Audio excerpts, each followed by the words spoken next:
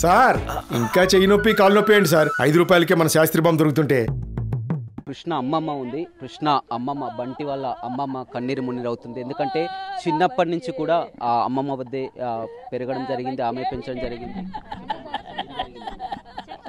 బంటికి తల్లి లేదు, తల్లి లేకపోయేసరికి అమ్మమ్మ దగ్గరే ఉంటున్నటువంటి పరిస్థితి కనిపిస్తుంది. ఏమైందమ్మా మీ బంటికి? ఏం జరిగింది? 3ంటికి ఎవరో వచ్చిర్రండి మా ఇంటికే. బజార్ ఉంది. వచ్చా గేట్ తీసి ఉంటే నేనున్నా, నా కొడుకు ఇంట్లో ఉన్నాడు. ఉంటే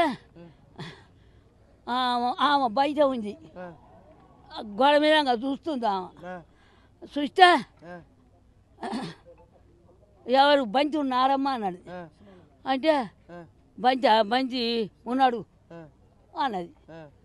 అనగానే అవు బంతి ఉన్నాడా అంటే ఉన్నాడు అన్నది. ఆమె పెండ్లం పోతావు ఎవతావు అన్నది.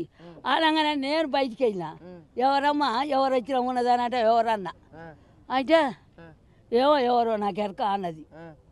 కథ నల్లు వచ్చింది. ఇక నల్లు వచ్చింది, నల్ల పట్టిండు. నల్ల పట్టి కొడుక 6 అయింది. 6ంటికి నేను కూరగాయలన్నా చేస్తానని పోయిండు. ఇక గది అటే పోయిండు. ఇంతవరకు ఇంటికి రాలే. ఇంకేం చేయను.